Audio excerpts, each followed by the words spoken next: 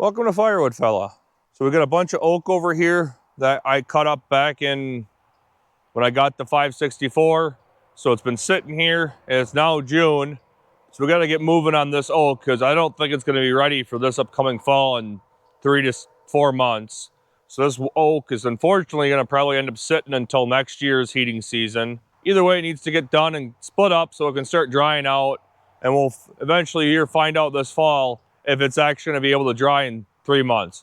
I don't believe it will be. Let's get the brute force warmed up and get splitting. So we get a decent pile of rounds over here. And we even got some bigger stuff that we're going to have to cut up at some point here.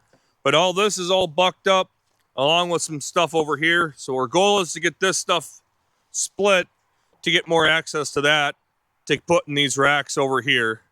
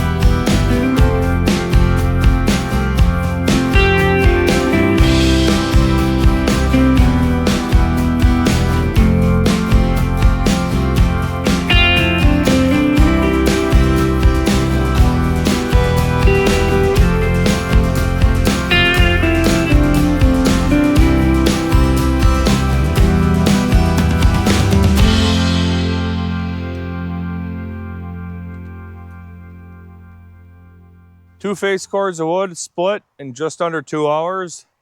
And we got most of the wood done.